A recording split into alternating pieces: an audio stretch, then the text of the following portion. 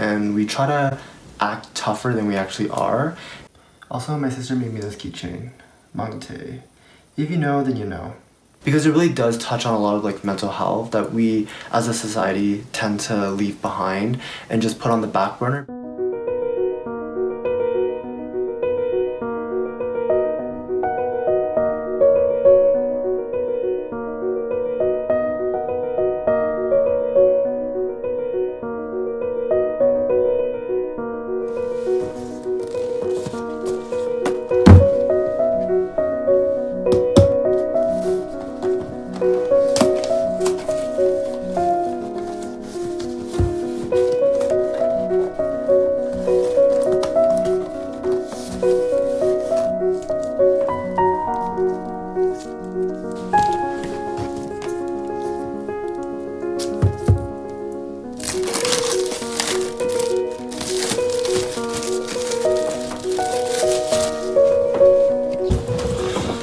So these are the books after I've unwrapped them. So just as a disclaimer, I'll be showing all the books that have been shown in the Netflix series It's Okay to Not Be Okay. I will only be going through one of the books, which will be The Zombie Kid, and I'll be doing the English translation, and then I'll be kind of doing like a review or my thoughts on the show. It's honestly one of my favorite shows that I've watched this year, and it just teaches so much about mental health, and it touches on a lot of other sensitive topics that we usually forget about as humans. So this Netflix series was really touching. The actors were great. It felt like you knew the characters and you became connected with them. So that's one of the reasons why I really like this Netflix series. But I'm gonna go through the book first, and then I'm gonna kind of do my review on it after. So this first book here is The Boy Who Fed Up Nightmares, and that was the first book in the series. And then second one here is The Zombie Kid. Third one here is The Cheerful Dog. Fourth one here is The Hand, the Monkfish. Last one here is Finding the Real Face. And it also came with this little sketchbook. So has some drawings in here, which is super cool. As you can see, everything is translated in Korean, and I don't speak or read Korean, but I'm gonna be translating all of these to English and putting it on like a white sticky note. And as you can see here, it's kind of like a sketchbook, so I think it's so that you can draw your own sketches as well, because that's a really big theme of the show as well. So let me show you what one of them looks like. So I'm gonna put these aside. So this is The Zombie Kid. It's actually a really good story. I feel like even though that it looks like a fairy tale, looks like a picture book, the meaning of the story is so much more deeper than it seems. Okay, so as I mentioned before, I got these books through a website called Gmarket, which is an e-commerce website based in Seoul, South Korea. So I got 5 books in total, and I paid about $100 Canadian. I know it sounds like a lot, but it's like, honestly, it's like buying merch from like your favorite show, whether that's like a t-shirt or some kind of item that was presented in the show. And for me, I just really want these books just because, I don't know, they tell a lot of good stories, and I just really like the show, and I really like the books as well. I like the illustrations, I like the message of the story. So like I said, I'll kind of give my review of the show and then kind of go over one of the books with you and kind of read through the story as well. Kind of my review of the Netflix show, it's called It's Okay to Not Be Okay, and it's a K-drama or a Korean drama. And honestly, to be like, just to think about it, I never really was into K-dramas. I think I was really like, oh, they're so sappy, they're so like it's not realistic, right? And like it's all about like romance and all of that, and it's like really dramatic and stuff. So I never really got into it. But the first one that I watched was called Crash Landing on You, or Chloe, and that one was really good too. That one's a little bit more like romantic, and it's a little bit more sappy and more unrealistic. But then I decided to give It's Okay to Not Be Okay a try, because everyone was talking about it on like Facebook and like Subtle Asian Trades, and I was starting to see it all around Instagram. So I wanted to give it a try. And the first few episodes a little bit slow, but then it starts picking up. The summary of the show is basically about psychiatric aide. His name is Moon Tae, and he has an autistic older brother named Moon Tae, and they struggle with having to move around a lot and just having to deal with like mental health and just moving all the time. And they meet this author who writes children books, which are actually based on this and these books, and her name is Ko Moon Young. And I'm sorry if I'm like pronouncing these names right. I feel like I'm probably butchering them because I don't have like the correct accent, but those three basically, you know, it's a journey for them to heal. And this K-drama is really about healing and just coming to terms with mental health that comes up in everybody's life, right? So it's really hard to explain how deep this show can actually get until you watch it. So I would actually recommend just giving it a try and just delve into the characters and becoming one with the story, because it really does touch on a lot of like mental health that we as a society tend to leave behind and just put on the back burner because we're just so focused on like our fast-paced lives and just everything in general that we usually just neglect our mental health, right? So I feel like watching this show, it really gave me insight in that I need to like, you know, care for my mental health as well. Watch out for those that I care about and also love. So it was I feel like it was a good reminder, it was a good refresh to, you know, care for those around you and just understand that people go through mental health and like it's an actual like issue. I feel like we know that, like as in like I think people know that mental health is a thing, but I don't think people understand like how serious it can actually get to, or like the extent of mental health. Like the show touches on like mental health disorders such as like PTSD, anxiety, autism, and even antisocial personality disorder, which one of the main leads has, and even like depression and just even childhood memories that affect how they act to this day.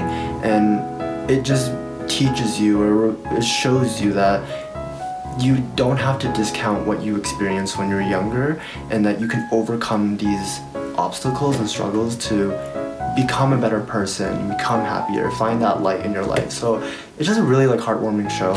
I really enjoyed it. There's some funny parts. There are some parts that can be kind of like heart-wrenching and like suspenseful, but I feel like that adds to like the plot and like the overall message and story.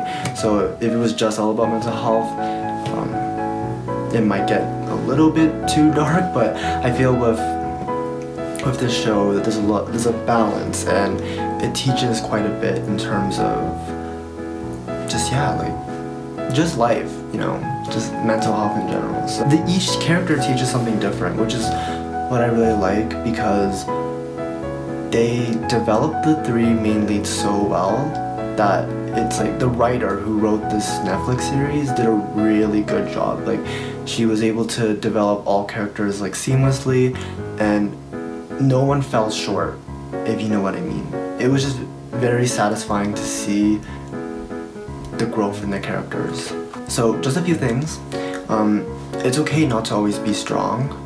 I think that's a good lesson to take with you, just because I think in today's society we pretend, or not we pretend, but like we tend to put like a front, and we try to act tougher than we actually are, and we build up barriers to those around us in hopes that, you know, if we pretend to be strong, maybe I actually am strong. But it's okay to be vulnerable and to be weak sometimes, and to show that side of you so that other people, you know, they know that you're okay. Like if you act strong all the time, it's hard for people to, you know, help you, or like to be able to reach to you because they feel like you're closing them off. Because when you come off as, you know, I'm strong, I don't need anyone, it's kind of like you're blocking others to like come into your vulnerability. So that's one like point that you learn from this show. Another one is it's okay to be different and outspoken.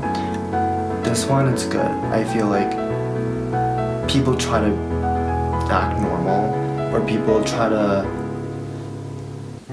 define the word normal, and everyone's trying to change this normal, but it's okay to be different.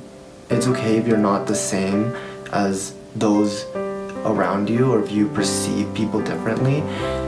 It's okay to be yourself, and I think that's one thing that really resonates with this drama, is that you don't need to be like everyone else, because I think everyone is struggling with trying to find their own sense of identity. So I think that's one thing that you will realize with the show as well. And the last one, honestly it's not even the last one, but one of the many, it's okay to be selfish and focus on your own happiness. I think sometimes we feel like we're selfish and we don't want to put our happiness before others, but sometimes it's okay to do that, because if we neglect ourselves and we don't focus on what we need at the moment, it can create a vicious cycle of, you neglecting what you need and how to be happy, and it's just not healthy in the long run. So I think it's important to take a step back sometimes and just realize that if you are the type of person to help other people, to also take a step and be like, I need to do what I'm doing for others, but do it for myself. So that's a really big lesson that I learned from this show too, is to not only care for myself, but also care for others as well. So honestly, so many things to learn from the show.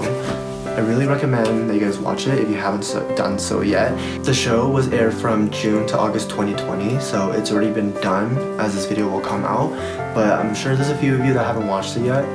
Highly recommend it. It's so good. Like, just trust me, like, you learn so much. Now that all the episodes are out, you can binge watch the show. So good. So I have this written down, and I'm gonna cut it and then put it on here. Okay, so I just translated the book. It took longer than I thought, but yeah, I'm gonna read through it now. So here we have the signature from the author, I believe. So here, I don't know how I should do this. I think I'm gonna go like this. So, a baby boy was born in a small village. He had pale skin and large eyes. The child had no emotions at all. It was just an appetite zombie.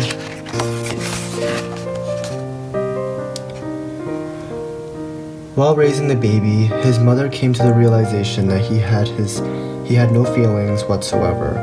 All he had was this desire to eat like a zombie. So his mother locked him up in the basement so the villagers wouldn't see him.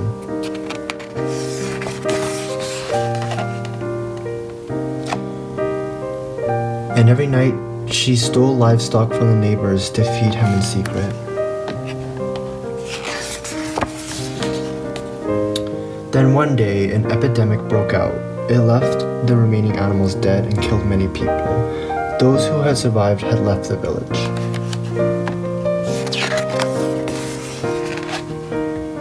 But the mother couldn't leave her son alone.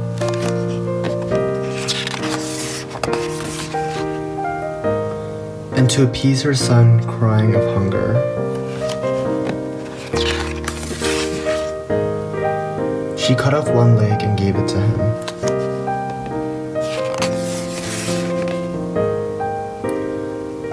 After that, it was her arm. She gave him all her limbs.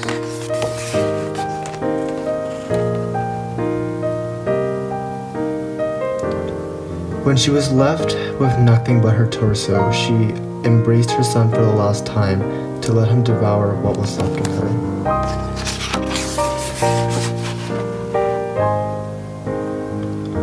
With both his arms, the boy tightly held his mother's torso and spoke for the first time in his life. "Mom, you're so warm."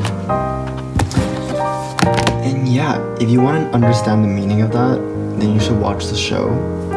But if you already know what it means already, basically, the kid didn't just want to eat. He just wanted the warmth and love from his mother, and he never got that until the very last moment. And his mother just assumed that he wanted to be fed, but that wasn't really the case, so